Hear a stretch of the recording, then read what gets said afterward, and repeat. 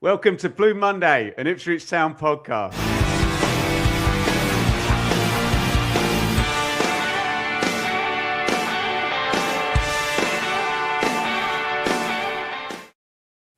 Oh, David.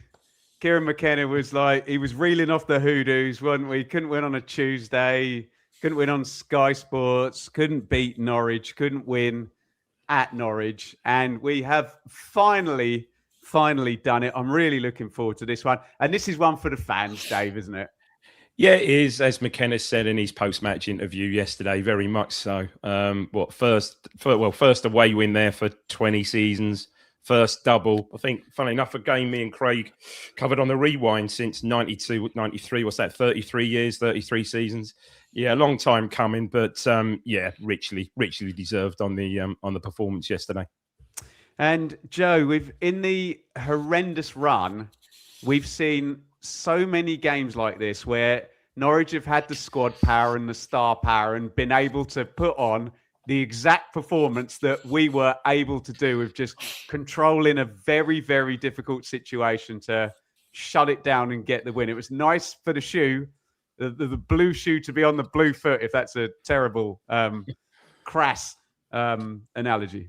Yeah, absolutely. Since the Paul Lambert double promotion he had there, it's effectively been, they've always been either a parachute team when we've played them, haven't they? I think maybe 1 year it slipped, but even by Dane of slipping, you've still got a lot of the tail of the parachute payments that sort of comes with you from there. So even now, they're still a very expensively put together squad, and I'm sure a big wage bill. But yeah, we just had what you need to win these sort of games. Let them have the ball while we just controlled the chances. Yeah. Wonderful stuff. Norwich 0, Ipswich Town 2. We are reflecting today. Welcome to Blue Monday, an Ipswich Town podcast. If you are here in the chat, let yourself be known. If you were at the game, let yourself be known. We should be hearing from Craig Fimbo at some point, who's decided to have a tech disaster on the day after we beat Norwich. But he'll presumably appear at some point. But get your views, get your experiences yesterday. David, it's not a normal game, is it? I know we're in a run-in and, you know, we talk about difficult games, head-to-heads, teams in form going against each other, difficult away games. But this one just presents a whole different load of challenges. And it was really interesting. McKenna basically admitted they didn't lean into that enough last time they went, that they didn't big it up enough. And they, you know, they seem to have really gone in with the players on the enormity of it this time. I think so. Absolutely. I think so. I mean, we all sat here last Sunday night sort of thinking, well, you know, yeah, but with a bit of trepidation. I think between us, obviously, certainly me and you, obviously not Joe, but obviously me and you, I think we'd have said, wouldn't, you know, guarantee us a point now. You called the Nunez not starting thing, didn't you? Told you, mate. Fair play. I just couldn't see it. I really couldn't see it. You know, despite the statistics that back up that he should have started, but I think we got that right, and I think he got it right. And certainly, as you said, one for the fans, and I think it certainly got that over to the players. You could see what it meant to the players at the final whistle. Every single one of them at the final whistle. You know, when they went to celebrate with the fans, it was huge. Not least, you know, the context of the weekend up till then as well, with obviously Millwall dropping points, subsequently Borough dropping points as well. Just with an Ipswich loanee scoring. An Ipswich loanee scoring an absolute cracker, and a sort of shit. Well, not even a shinner was. I don't know what it was. And actually, I think he's trying to get out of the way of that one. I think he was actually. And he looked across at the line, and apparently Dizelle would sort of clear one off the line literally minutes before, I think. So a sort of double helping there. So yeah, no, absolutely superb. And yeah, as you said, you could see what it meant to the players. Yeah, Joe, you were at the game, yeah? Yes, yep. Headed up. Do you want to just talk us through, because a lot of people were, and I mean, look, we want to celebrate the win, but a lot of people were complaining to us about the ticket arrangements and the travel stuff. Can you just run us through what happened and how well it did or didn't work? Yeah, well, there was you had four options what to do effectively. One was to get the coach from Portman Road. I think they sent 17 coaches up there. One was to pick your ticket up at Park and Ride. Joe? I guess it's just over 2,000, somewhere around there. But One was the park and ride just outside Norwich. One was if you're getting the train in from like east or the west, effectively. There were trains running to Norwich. It's not the Norwich Ipswich line. You got it there. And the other one was if you were parking up elsewhere, you could pick your ticket up, which is what I did. So I parked in the car park just the other side of the station, walked around the back of it, went in, picked your ticket up, down to the ground. I think there was sort of a protected van. So I found it well done. Everyone I spoke to was like, yeah, it was pretty easy. There weren't really any issues. I guess the only problem is for Ipswich is just how much this cost us by doing that. And when you look at the trains not being run, it must have cost us thousands of pounds to have all these staff sitting there out there. But the buses were really cheap. I think they were £10 for adults, £5 for juniors, so heavily subsidised buses. So I think the club did all they could. And for me, it all worked well. I thought the police were all the ones I spoke to were sort of chirpy and in sort of good form. There wasn't just, sometimes when you go and they can just be arseholes, and it wasn't anything like that. Everyone was in good spirits all the way down before and after the game. So yeah, no, I was more than happy with how it worked out for me. Okay, I'll take that as a win then from Joe's point of view. Anything in the early kickoff, Dave? Any extra sense of trepidation there? No, not really. I don't think. I was actually pleased. Just bring it on. Obviously, you'd just been even more sort of edgy. Had it got to a 3 o'clock kickoff. So great. No, bring it on. 12:30. Yeah, let's get started. Okay, let's go through this 11. We'll stick with you then, Dave, and you can have the bragging rights on getting this one right. Me and Joe didn't, and it turned out that McKenna very much did get this one right. And I'm going to be batting. He's the professor today, and we've complained on this podcast as well. Can you be nasty? Can you be physical? Can you be pragmatic? Can you win an away game in a style commensurate with not just walking into a really informed team and letting them play around you? Yes, tick, tick, tick. And here was his solution. Walton, Furlong, O'Shea, Greaves in, or staying there at centre-back. Davis returns. Matasiwa and Taylor, more from him in minute 11. This was the big one for me, Dave. Johnson, not... We didn't even mention him, did we? It was didn't even mention Johnson. Didn't even mention him.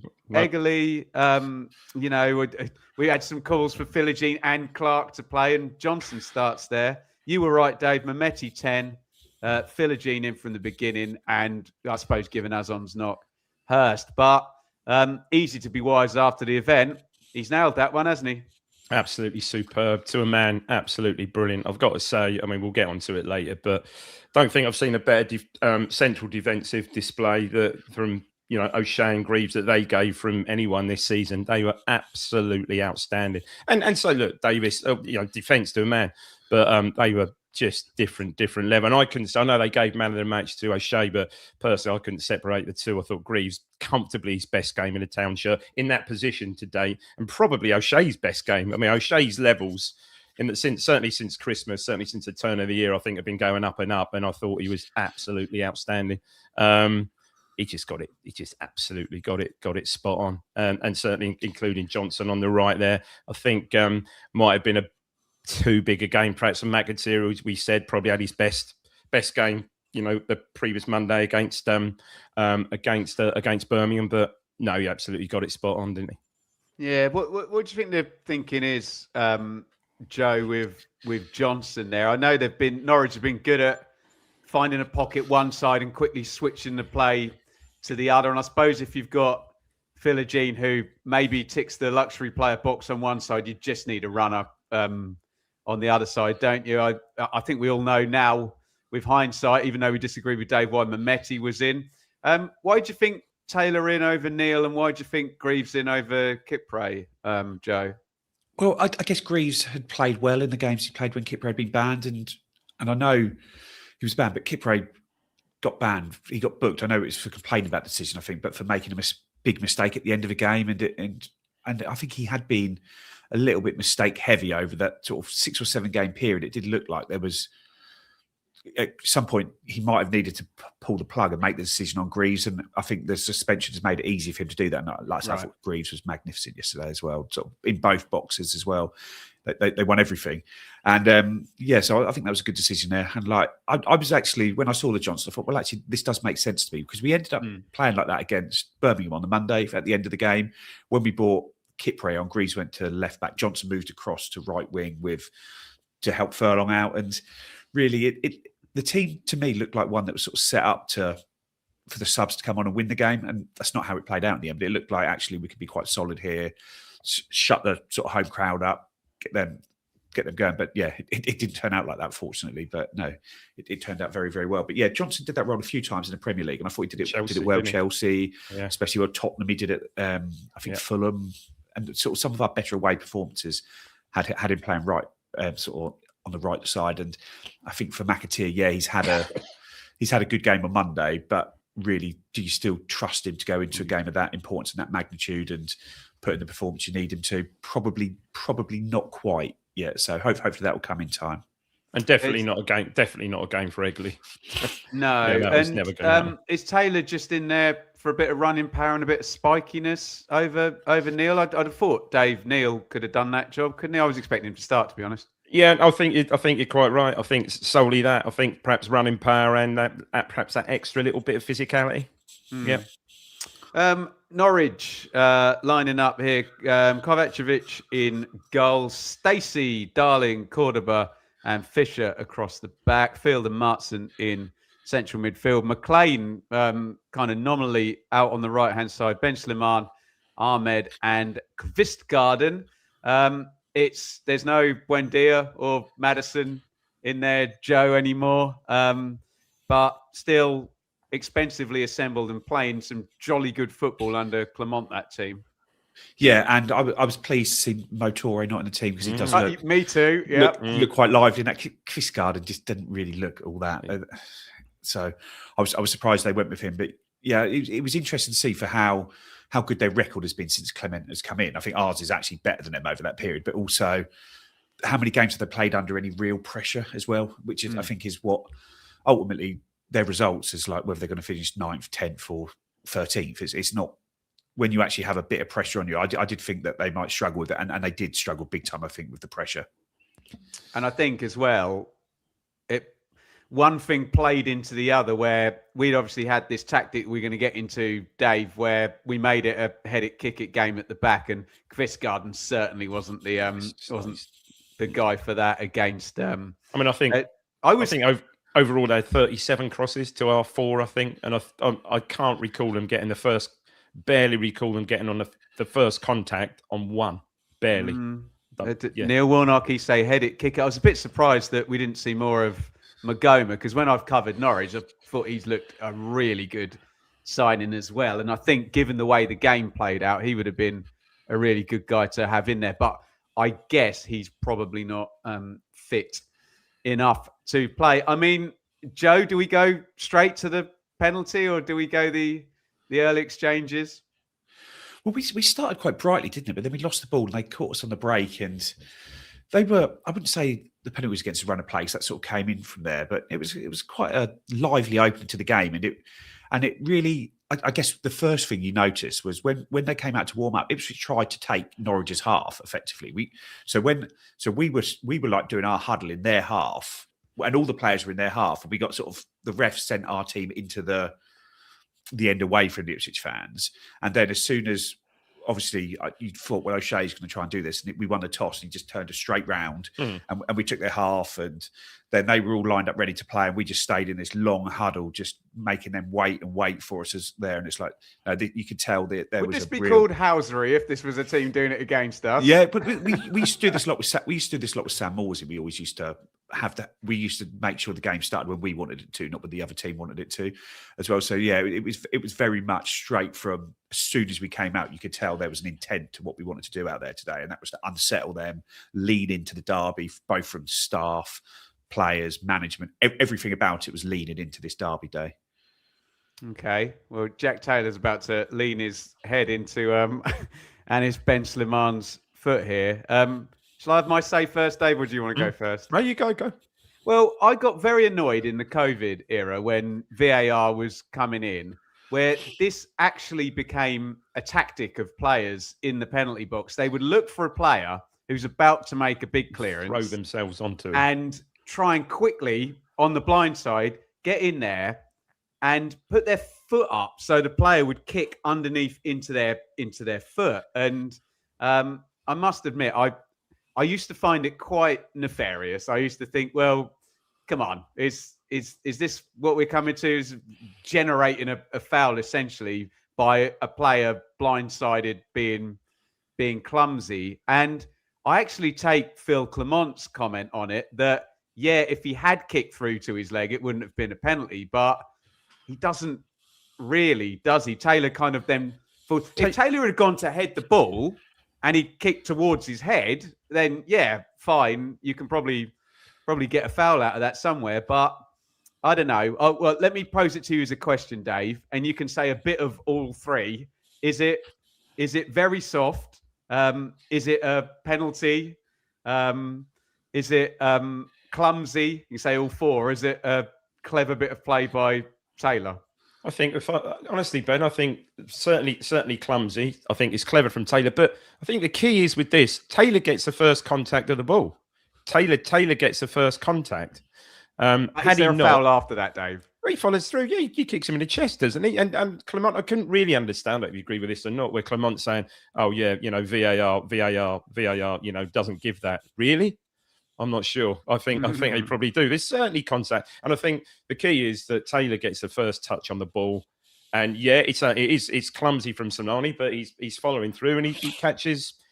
I don't think Taylor's already doesn't appear to be going down, and to my eyes, he catches him on the chest. Then it's a little bit controversial because the ref clearly initially he doesn't give it, does he? Doesn't see it, doesn't give it, and for once, goodness me.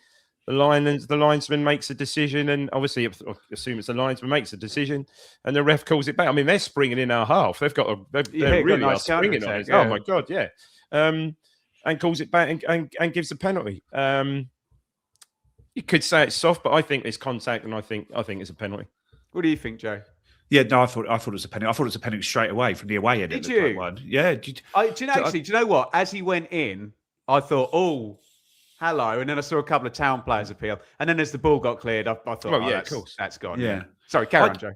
But for me, it's just rubbish defending. You can't chest the ball down. That is true. That doesn't make it a penalty, but that is true. You can't chest the ball that far away from your body and swing your leg at it. You're just asking for trouble. That's true. Yeah, and trouble found him because Taylor was sharp. He got in there, got a nick on it, and got kicked in the chest. And yeah, he makes the most of it, as any player will do in the box if you're kicked. But it's just bad defending. I think it's massive deflection from Clement, and that actually takes some responsibility for your defender. Just he's really doing a really poor bit of play. He's basically called him a cheat, and it's not. It's not a cheat. Oh, he actually used that word. Yeah, no, Joe's right. Call out your defender. Yeah. Okay. Well, one thing that was excellent after this was George Hurst is obviously holding the ball, Dave. He passes it to Jaden Philogene, who couldn't have looked more chilled out if, he didn't really look interested. I mean, it's such a... Looks like he's going to play some PlayStation or something, dressing gown on. First of all, I sort of seen with Kieran, my lad, I said, is he going to take it left? I mean, I know he thundered one in off the bar. It's like Ronnie O'Sullivan when he just gets bored and he plays with the other hand, yeah? I know he thundered one in off the bar left-footed in the home game. I said, surely not, but it's just great. He obviously just a little jink. Dave, don't tell me as he moved around, you weren't going, oh, don't mess about with this run-up, Jane. Go on, just kick this in the goal, please. He's going to miss it. He's going to miss it, but it's such a great penalty, isn't it? Because Dave, he's done the keeper with the move across on the run-up, hasn't he? He's completely screwed with his head there, hasn't he? Kovacevic goes right, and it's a lovely... And given that pressure, 9 minutes in, pressure of the game, intense... That boy's he's a cool dude. That is a great... Can we do something really childish, please? Can everybody watching, Dave, Joe, Dave, put them up all at the same time. There we go. Everybody watching. Oh, I loved it. 63 years old, and I've just done that. I don't believe it. It was such a brilliant penalty. Absolutely superb penalty. And yeah, we all said, look, if we're going to get a result there, it's imperative we get the first goal. And yeah. Super. And Joe, what happens if he misses that stadium erupts. The game state completely changed. They'll feel like, it wasn't a penalty. Justice is done. He had to put that one home, didn't he? Yeah, and I say you'd think it'd be more difficult to score a penalty while wearing slippers, wouldn't you? But he obviously managed it. Yeah, it's ice cool, isn't it? And it's interesting what McKenna was saying, that sort of Jack Clark is a penalty taker, and we didn't have one named. You've got 3 out there. Mehmeti, are you buying Hurst, that, Joe? Jaden. Well, that's what he said, didn't he? And and Hurst gives him the ball, but I didn't think Hurst was taking it. Before it was taken, I think it's going to be Philogene, because normally the guy holding the ball ends up not taking it. They're now like a distraction. Yeah, they're all roughing him up and sledging. Someone's hidden away. But Philogene, and sort of just a word for how much defensive work Philogene put in that first half as well. Like, he was so good. It was a brave decision to play him, because he hasn't looked that sharp in his cameos, but I think he's the best player, isn't he? He's our best player. Talisman.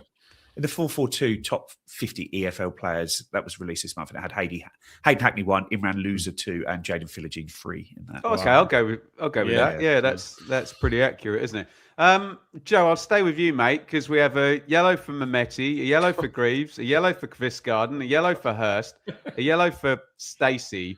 I was a little bit annoyed. I thought we were a little bit untidy with a couple of giveaways that they kind of land. There was a couple of transitions where we basically gave it to them, but we looked dangerous, didn't we, going in the other direction? What was your take on the next 20 minutes? How the game was refereed?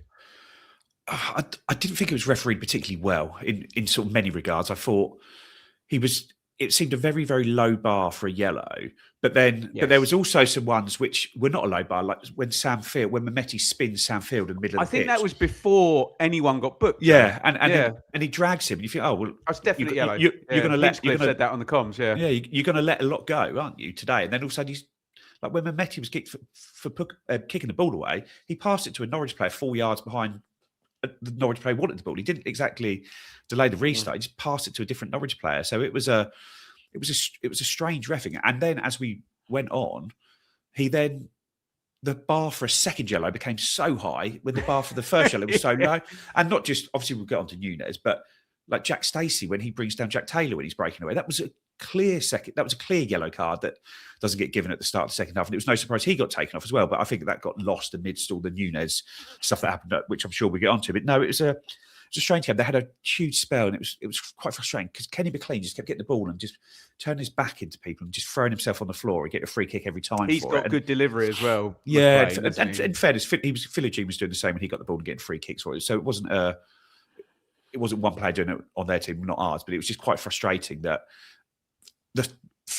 everything was getting blown up. Every time someone went to ground, it was seen as a foul. Yeah. So it made the game really, really stop-start. But yeah, the ball was just, like I said, this was where the away fans are, and the ball was just in front of us the whole time without really anything happening. I thought Christian Walton came and got it when he needed to, but I thought, like I say, Greaves and O'Shea were imperious. Greaves, his yellow card, I thought was quite poor from him, really. That was a yellow, wasn't it? Yeah, that was a yellow, and he didn't need to make the challenge because the ball had gone. He just caught him late. But if anything, that sort of seemed to focus his mind, and he was much better after he got that yellow than he was before. And I thought he was good before, but he was excellent after he got the yellow. So it was interesting in that regard. But yeah, nothing was really... 0.08 XG for 65% possession for Norwich in the first half. Head it, kick it, Joe. Yeah, it was tense, but only because... Well, we were very deep, and you would have had a far better view than I did on the TV of that, Joe. But I think it's only tense because everything means so much at this stage of the season, doesn't it? And even putting aside the derby, the promotion, everything there means a lot, and you're tense because of it. But when we broke, we looked really, really sharp, and I guess we probably Hurst had the header not long after the goal. That's a good save. Yeah, it's a really good save that, And then again, Hurst has another chance where Philogene takes the ball and does unbelievably well. He's got like 5 players around him, just keeps going and going, and then squares it to Hurst. And he probably should do a little bit better for me with that chance, and then it leads on to the second goal. Please tell me, Hurst Dave, wins it in the first place, does it? Hurst wins that in the first place to feed Philogene wide left. But please tell me, Dave, you were the same as me. Bloody hell, Hurst! You put that straight at the keeper. Come on, find the corner there. He looked like he was almost trying to put it as Kovacic he anticipated Kovacevic going to his left, and he looked like he's trying to put it back across it, but just didn't. I think, Dave, I think you hit the nail on the head when you said 10 seconds before he's done a bit of business, and he's probably just not just quite... blowing a bit, perhaps blowing a bit. Yeah, maybe. Yeah. And but then he does all right with the next one, doesn't he? Well, it's a save, and yeah, well, it's a good save. Doesn't even go out for a corner. You think, oh, bloody hell! Doesn't even get a corner. Goes out for a throw, and I'm not sure how many we have scored. Someone will tell us. Long throw FC, kick it, dodgy penalty FC. I love this. Come on. I'm not sure how many goals we've scored a direct result of a Darnell Furlong long what throw. What an assist as well. Nowhere near enough, but he throws it in. O'Shea goes up, I think, with Darling, and I'm not sure O'Shea gets a touch. Anyway, the ball comes back. Greaves is trying to get something on it. It's a bit of a muddle, isn't it? Philigine's trying to overhead kick it. Philigine's trying to overhead kick, and it just he would have scored. Obviously top bins, and it just falls perfectly. Good look. Considering he's just missed quite an easy chance, literally 30 seconds before that. Good technique from Hurst. Keeps it low in the ground. Helps it goes through Cordoba's legs, but Kovacevic is just he's onside, and it's in 46th minute. Happy days. And that's the game, Joe. That's what I'm talking about. How many crosses did we head away, and they've gone to sleep in first half stoppage time from a long throw? We did not do that, and that was the game, wasn't it? Yeah, and like before that, Mehmeti had got away as well. He didn't get shot away, but had he stumbles, doesn't he? Yeah, had he got shot away there, you could easily say we had the 5 biggest openings and opportunities of the half with the sort of Hurst header, the penalty, the Hurst chance, the Hurst goal, and that Mehmeti break. And sort of at half time, they'd had all the ball. They'd had 7 or 8 corners. And Footmob have got 3 of them as, quote, big chances. Yeah, so we created, like I said, we had to, and I think that continued into the second half. I think other than that Cordoba header right at the very, very end, the 5 biggest chances of the game were all ours. And Joe, I've used the analogy about us playing Norwich. It's now changing, but because of the nerves and the hoodoo of the ball needing to be over the pocket for us to get the win, and we need clean sheets. We probably need 2-goal wins to go in at halftime 2-0 up. Just absolutely bob on, yeah?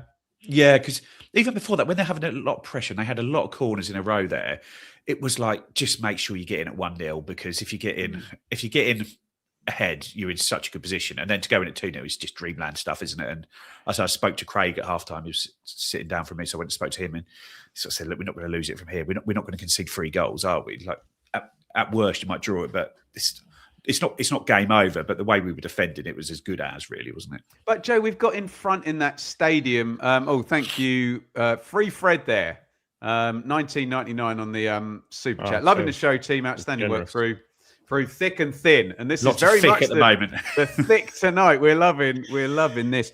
But Joe, I don't know if I'm misremembering them. I feel like we've got in front in that stadium before, and I bet someone checked me in the chat. I bet they've equalised within 5 or 10 minutes on 2 or 3 occasions. When I remember one of the Murphy fellas equalised in Knudson's goal. Obviously, Chambers' goal got equalised like 6 minutes later. Feels like they've always managed to not let us sit on the lead. But Dave, this is a different dynamic between the 2 squads. It's a different power dynamic now. Totally, it really is. And not surprisingly, they made the changes at half time, didn't they? I think who comes in, Dave? Motore comes in. I think it's Schwartu comes in as well for I think Field and obviously Cliff's Garden. Yeah. And how does the second half play out, Dave? Just much the same, really, isn't it? Just really much the same. A lot of possession. Dave, do you want to picture this quickly, mate? I'm at Enid's cousin's birthday party for the second half. Literally just refreshing my phone the whole time, not talking to anybody. So please say nil. Just all I need is for that little. Well, yeah, it's 2-0. What about what I'm like? What about 20 minutes to go? I thought, I'm going to go for a walk. No, I can't. I'm going to go and power wash them. Yeah, exactly. More of the same, really, wasn't it, Joe? More of the same. Balls in the box, crosses. We just got in the way of everything. even when they had a shot outside the box, Greaves was getting blocks in. O'Shea made an unbelievable tackle on, that might have been later on. That might have been Magoma. I can't remember. An absolute brilliant challenge. Didn't he just gave the left side of the box. And then he gave it away. And he said, and you could see what it meant because he celebrated and others celebrated like it was a third goal. Incredible. We were just strong again. And really up to minute 61. Here we go. 61. And the pantomime starts. Well, let's throw to you, Mr. Fairs, then, because here comes Azon and Nunez. Joe, just take us into the stadium at that moment when that sub's being prepped and the impact it has on the spectacle. It was lively. Like, you saw him go to warm up in the first half, and he was dogs, absolute dogs abuse from down in their sort of the wormhole or whatever they call that part of their stadium down there. But they. It's safe to say they don't like him there, as you'd expect, and it was very, very lively. Ipswich fans were loving it; they were hating it. Did you see that shirt? That shirt opposite the camera. Yeah, there's a shirt opposite the camera, which is full of profanities. Nunez just full of them. See you next Tuesday. There was, you did clock that. Yeah, that was priceless. What did it do to the Norwich players, Joe? Did it get in their heads? Well, they were straight onto him, weren't they? And I think Kenny McLean was really trying to get into him from the second he came on the pitch, effectively. So it was interesting. And then, he then puts in the late tackle. McLean had been booked a minute before Nunez came on. Yeah. Well, the first thing Nunez does come on is have a free kick from a really good position. Yeah. And you'd imagine, if you're a Norwich fan, coming on there, you must be absolutely bricking yourself that's going to go in a goal, because that would just, we were saying it would just be absolute perfection if he just comes on and scores a goal. But it was probably a little bit too much to ask. But obviously they give him 3, they give him loads when he hits the wall. And they were rattled. It's safe to say.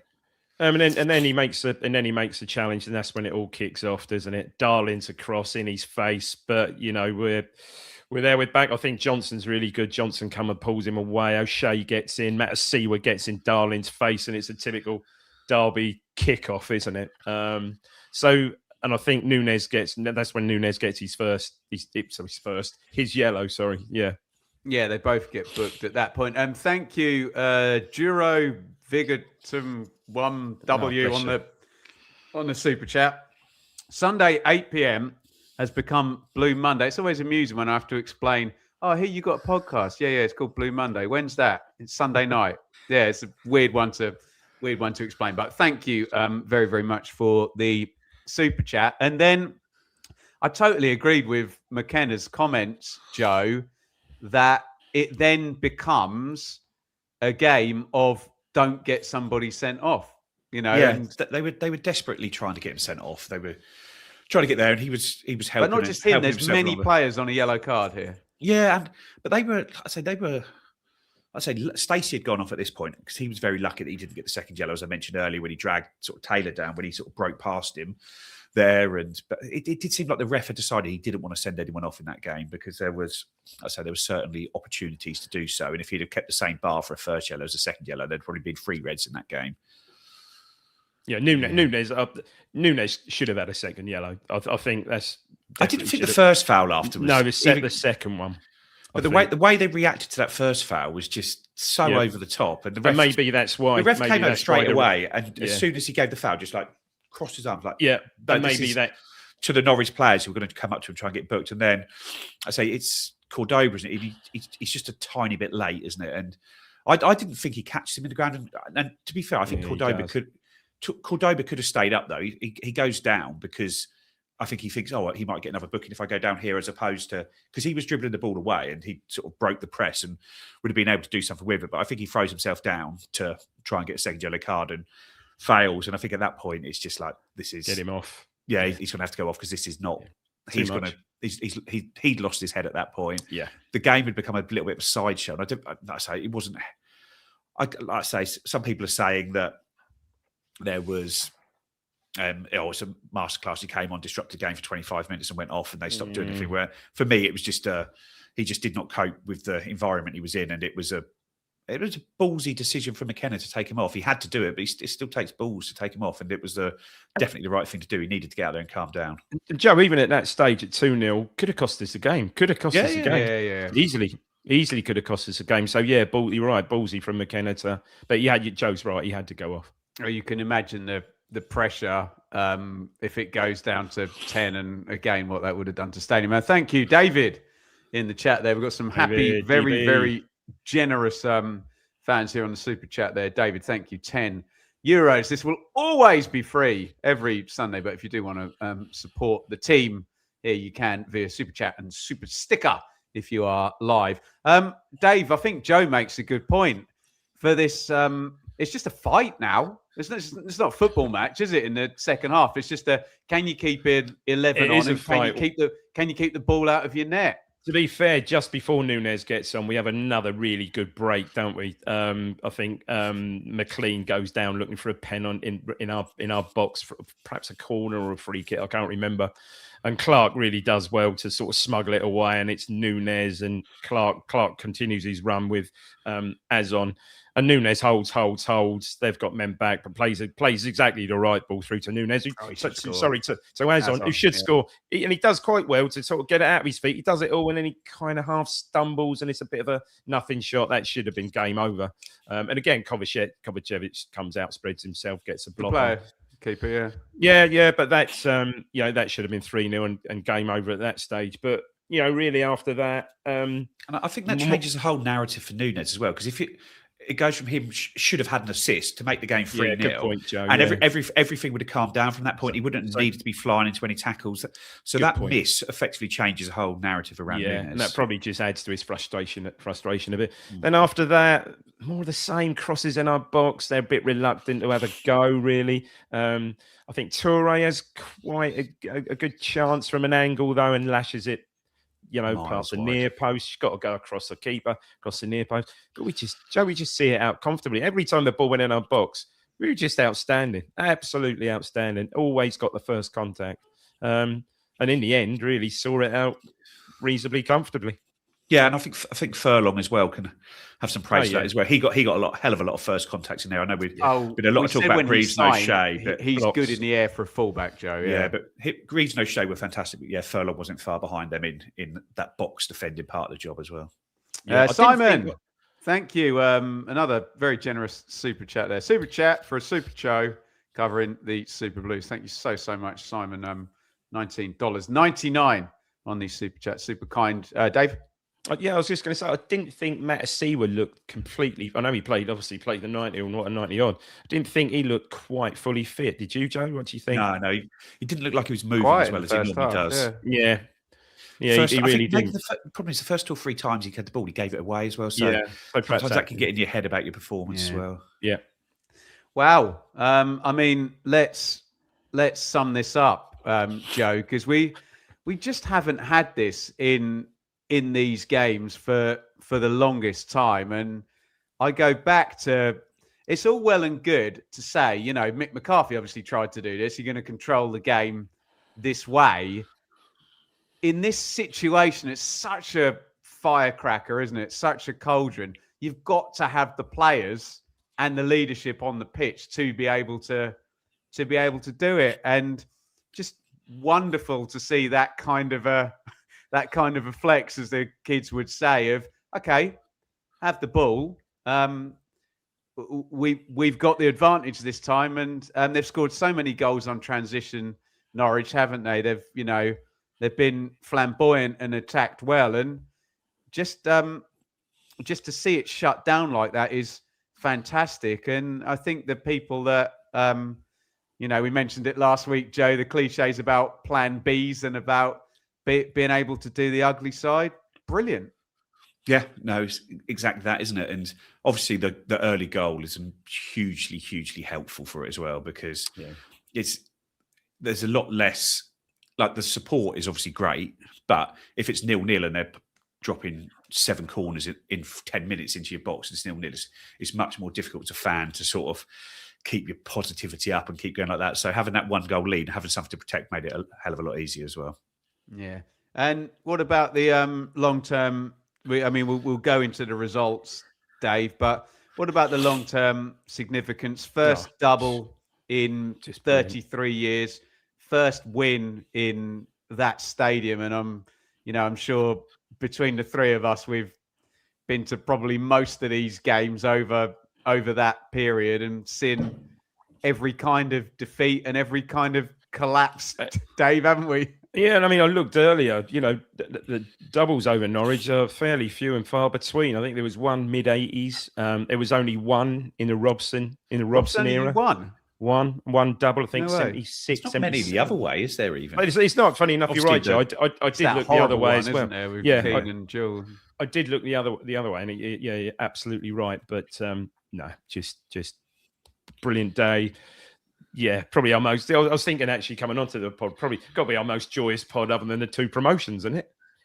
Pretty much. Well, yes, and I mean, people say, "Oh, it's another game and it's another 3 points." It's not, because of the the stick you take, the abuse you have to put up with, the fervor of the kind of discourse about it, and I think, Joe, and it had got absurd, the absurdity of just never being able to get a result in this game. And I think you made the point, maybe when we were doing the previous game, Joe, that, for a big chunk of that, Norwich were always better. They always had better players. But there's a few games where you're like, come on, even with a bit of luck, you get at least one win in there somewhere, don't you? Yeah, and it was like some of the games where you, like, even the one that starts it off with 2-0 up at half-time and cruising, we draw 2-2, and that's sort of the first game of this run where we haven't beaten them. And I say some of the games, you think, how on earth have we not walked away there? Even when we got promoted last time, the home game where should have won the one with Paul Hurst. Yeah, at the very start of the season there. Yeah. So there's been so many of those, but it is a big, important monkey to get you back for the fans, but also for the club, for the players, for everyone, because ultimately no one cares if you haven't won at Pride Park or the King Power Stadium or Goodison Park for 20 years.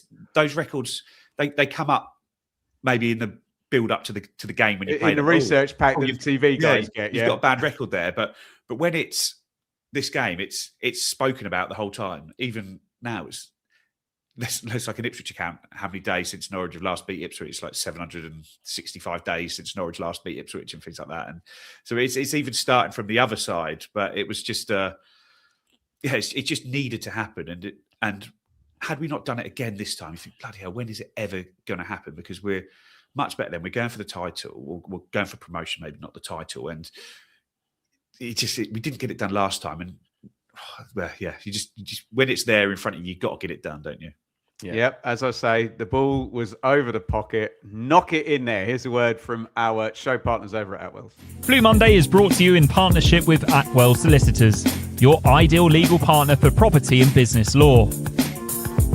Whether you're buying a home, starting a business, or just need legal guidance, our dedicated team has got you covered.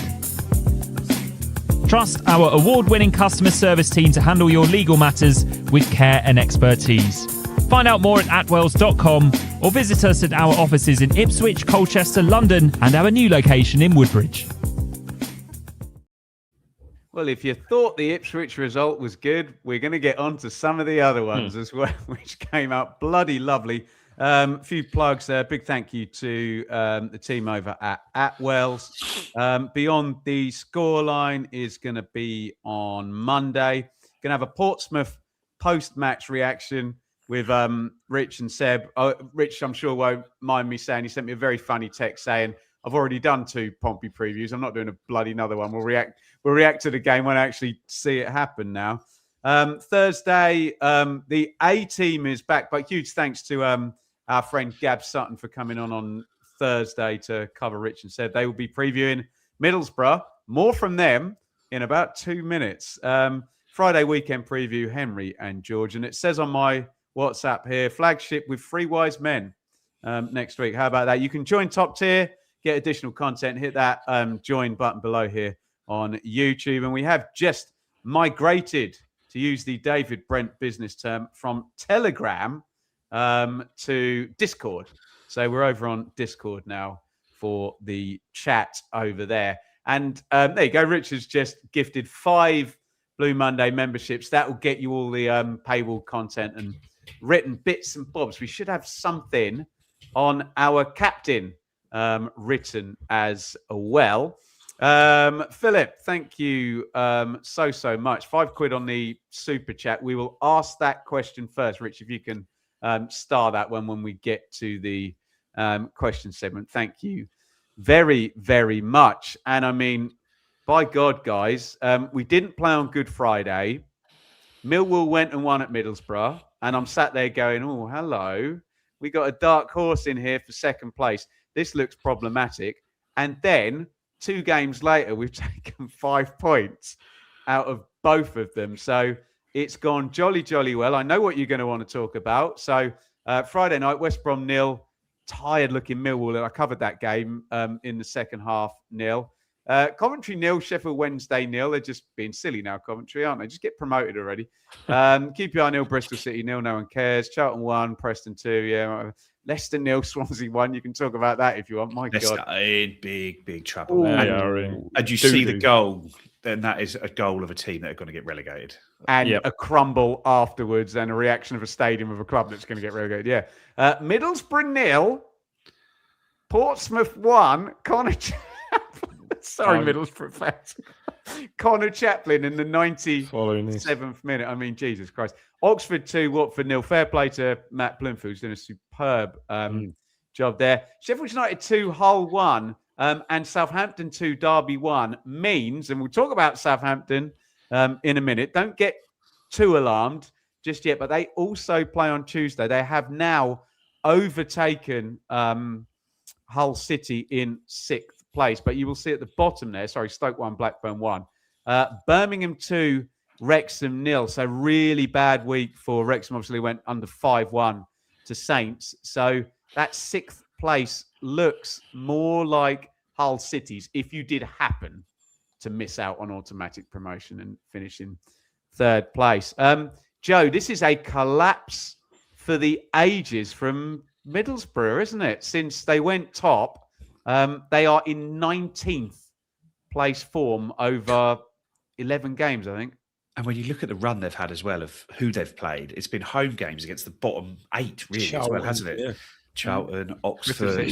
Yeah, just teams that you just would expect them just to roll over, and they haven't beaten any of them. And it's crazy. It's just mad. And like I say, for Connor Chaplin to score a goal is just the icing on the cake. Yes, I was driving back. I drove up to Norwich for the game, and I was just on Norwich Road actually, just coming through, and I was just like, oh, please just hold on, because I was getting the foot mob alerts pinging up on my sat nav, and then all of a sudden it was like, I was just hoping there was just going to be a 0-0 full time come through, and I just like roared when I saw it come through, and then like a minute later, update with the goal scorer, and it's like Connor Chaplin, and I just from about like the co-op to home, I was just singing Connor Chaplin "Baby" at the top of my voice. The whole time we were there, it's just I just could not believe it. And it's just, and you see the goal as well, it just goes in off his nuts basically, I think, doesn't it, as well? It just hits him and goes similar to the goal he scored for us against Birmingham in the run-in last time out, where he was sort of just behind the goal, looked offside but wasn't. And it was just ended the perfect day, didn't it? And for someone like Chaplin, who's still so popular here as well. Mine was worse. I was watching Gillette, Gillette Soccer Special when the scores, and Sherwood was covering that game, and they just panned to him a few minutes before with Dizelle clearance, and like Joe saying, please hold on. And then, of course, they're covering the goal in the studio, you hear, go! I thought, oh, is that Sherwood? Or was that did Simon set it up, but who scored it? Exactly right. Was that Sherwood, or was that Merson at another game? And obviously it was Sherwood. No, and then, of course, comes up. 0-1, I flipping can't believe it, and then icing on the cake. That's deflection FC off Connor Chaplin. Absolutely beautiful.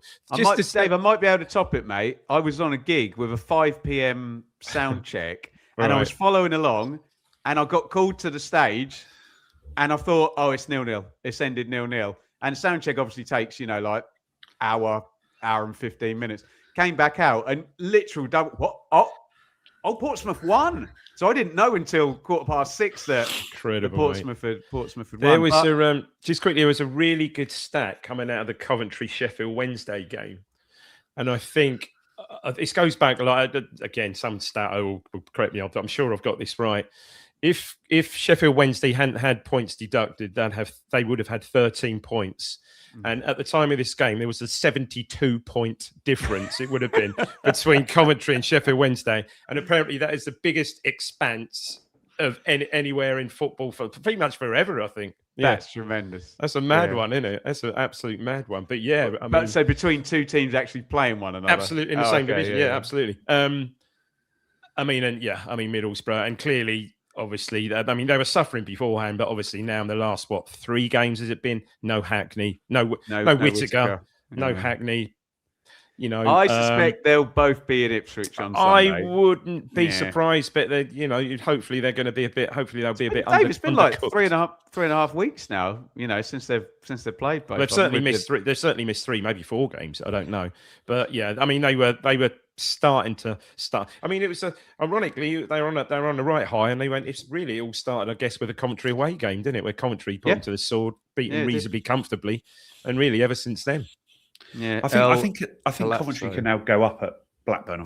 They're as good as up now. Well, they're up, aren't they? It's just goal difference. Other than them losing all their games, Millwall winning all their games, and but we'd have to get. I think they've got like 7,000 fans going to Ewood Park on Friday night, so I imagine that would be more fun. Quite a fun away end, so it's probably better that it went that way rather than roll on a lovely Michael O'Neill 1-0 Blackburn win. I'll have to wait another. Because had they beaten Sheffield Wednesday, they'd have ended up getting promoted by Chaplin's goal. Yeah, so it's probably worked out better for their fans. So that was good. I mean, Blackpool could do it. Blackburn have got Southampton on Tuesday, haven't they? Away at Southampton. Yeah, let's talk, Dave. Let's talk about Southampton because a lot of people do this when there's a team going like an absolute train. And let me just do the maths on Southampton because they're basically, I know people are fearful because they're playing so well. They're basically going to have to win either 10 out of 10 or 9 out of their last 10 games, in my humble opinion. But, I mean, let's say it how it is. If Ipswich were to lose at Pompey on Tuesday and Saints were to win against Blackburn, it would be a 3-point gap. We would still obviously have a game in hand. Yeah. But then we'd be playing Middlesbrough. So, you know, there is... I do still think, though, that, I mean, Southampton got 5 games. Give them 4 wins. And 1 loss, and obviously they play us. Give them 4 wins, and that's 12 points, and they land at 81, which means we need 6 points from 6 games. 6 points, and we've got, and again, we've said this before, don't we? And again, we've got a plus 11 goal difference on them as well. Yeah. So again, that's going to hopefully won't need it, but it is a factor in the Joe, we just need going into that head to head. It just needs a minimum 4-point gap on Southampton, so you can lose the game and it's not critical, and then you got QPR final day, right? Yeah, well, it could all be done by then. It could even be. I bloody hope so, because we need 10 points to guarantee promotion over 6 games, and that 10 points means that either Millwall or Southampton have to win all their games for us to need 10. So the reality is they're probably going to drop points somewhere along the line, and they have to beat us, Southampton. Yeah, so I'd imagine we probably need another 7 points from here. We'll do it. What, we 75? I could probably 82 will do it this year. I don't think anyone. I don't think. Well, Southampton with the goal would have to win 5 and draw 1 to get there, wouldn't it? Yeah, with the goal difference, 82 would leave Southampton needing. They've got to win 4 and a draw. They'd have to win them all, wouldn't they? No, they'd have to win them all. Yeah, no, they would. Sorry, you're right. Yeah, they would. Yeah, because you can't. I think 82 would do it. Yeah, but I suppose there is. I mean, we're all looking at Southampton. If you have a bad night against Pompey and then you lose to Middlesbrough, then Middlesbrough come back into the equation. But I suppose this moves us nicely. We've run really long tonight. Am I going to be able to get quite? I've got to do that super chat question at least, haven't I? But we've got to talk about Pompey real quickly, haven't we? Right. Let me just take a couple of questions. Barbecue at Ben's, I heard. It's very windy where I live out in the open, so I wouldn't recommend it. There you go. Thanks, Richard. Will there be a Blue Monday barbecue for all town fans after promotion? Where and when, please? I think that's a Joe Fairs gig, isn't it? I haven't got my chef's apron ready. Yeah, chef's kiss. No, I ain't got a big enough Barbie. Where and when are we getting the wins to secure promotion? That is a pertinent question, Dave, because... And I am at Portsmouth on Tuesday. So am I. I'm actually at Portsmouth on Tuesday. How difficult do you see Charlton away and West Brom away at the moment, Dave? Because West Brom That's the one bad thing about that Connor Chaplin goal. Both Pompey and Oxford winning was not good news for West Brom, and potentially means there may be more on that game after, and they're putting together a little run, aren't they, as well? So undefeated run, am I right? Yeah, 7-8 undefeated. Lots of draws, but lots of draws again. They'll make it a filthy, horrible game. Yeah, as they always do there. And I don't think we've got the best record.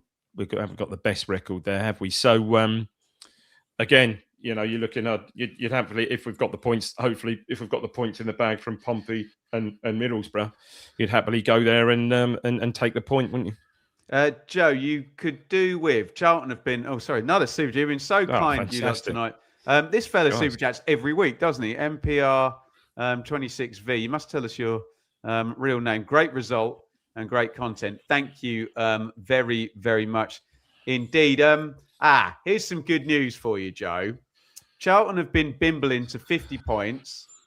Their next game, Sheffield Wednesday away. So we could really do with an away win for Charlton on Saturday, couldn't we? And the toothpaste coming out of the tube there on them not being able to be caught, right? Yeah, because it does look like it's 2 from Portsmouth, Leicester and Oxford, doesn't it? That it seems a little jump after those ones. So it'd be nice if Charlton can just effectively pull away from there. Yeah, I'm not sure I agree, Joe. Portsmouth have got the game in hand. Okay, it's against us. They're 1 point behind West Brom. West Brom could get suckered in. And I think Oxford have also got Sheffield Wednesday at home. Millwall have got to play both Leicester and Oxford, I think. By the way, how good is this? And this works for us as well, Dave. Portsmouth play on Tuesday, Ipswich, but on Saturday, Portsmouth, Leicester at home. So I've got to say, John Mousinho, do the sensible thing here. If you need 3 points from one of these 2 games, John, you're an intelligent guy. You're a former chief of the PFA or whatever it was. You know you need to rest some players on Tuesday, Dave. Attack that Leicester game. They're there for the taking, Dave. Yeah, well, their goal scorer certainly won't be playing on Tuesday, will he? We know that. We know that for a fact. So yeah, I didn't realise that. So you would like to think that would take greater precedent over us on Tuesday evening, but no, I'm sure it won't. It's always tight there, isn't it? Tight under the lights. Yeah, it's going to be a toughie. Yeah. Okay. Sorry, guys. I've gone so long that I'll just have to hear from the boys now in terms of their summings up. So quickly on Norwich and then quickly on the big picture. Just Joe, quickly on the significance of an away win at Norwich to sum up. Yeah, like Kieran McKenna said, it's just another thing that we've ticked off now, that this manager and this squad have just done one more thing. And I think it's great because sometimes this squad it's never going to be as popular as that 22, 23, 24 squad, because that's just something that will never be done again. And those guys will sort of always be heroes. And this squad has been looking for its moment, I think, hasn't it? And it feels like that might have been it on Saturday. The big performances from your captain out there on Saturday, and hopefully that can help the fans get behind the players over the rest of the season. But it's, like I say, it's not just a Norwich; it's what the table looks like as well. Now we are in. I think the bookies now have us effectively at like 90% chance of promotion. Now we've taken such a big step in that as well as getting the result we needed. And Dave, it's so hard to win in this run-in, and you can see Millwall 1 win in 5. Middlesbrough have had their collapse at the same time. What are we, 9 undefeated? It's 1-6 drawn 3. I think he shouldn't be underestimated. It was scruffy, and we sat here we did a pod. When did we do the pod? Last Tuesday, didn't we? I think. The scruffy win, which was scruffy and hard earned over Birmingham, but it was a win for the first time this season after coming from behind. I think we all said, that should stand us in good stead. And I honestly think, and I'm not usually this optimistic, but I honestly think that result yesterday might well be the catalyst to get us where we want to be and get us over the line. We must have so much confidence coming out of that result yesterday. However, I think there'll be a few changes. No doubt there'll be more changes on Tuesday, without doubt. I mean, we could probably have a sort of crack at what those might be, but I fully expect. Go on. Probably, you expect Clark to come in. You'd probably expect Nunez to start. Yeah, quite possibly. Although, Neil? I mean, again, Dan Neil alongside Matt. Well, yeah, someone said on the chat, if Matt Seaver was struggling yesterday, is it a game perhaps for Neil and Taylor to be in there? Just quickly, but really interesting yesterday. I don't pick up when he was injured or not. Kayuste, not even in the squad yesterday, was he? Wasn't injured. McKenna said he was left out. So you wonder he wanted to have more if attacking options on the bench. He said we were well enough covered in centre midfield. Fair play. There we go. Guys, we've got to do podcasts about promotions and whatnot, but this is one we really, really wanted to do. This has been your Blue Monday podcast celebrating a first away win. I don't care. I'm going to do it again just to annoy Dave. There we go. This has been a first away win over Norwich in 20 years. Thank you for all the super chats, and roll on Tuesday night and a potentially huge chance against Pompey.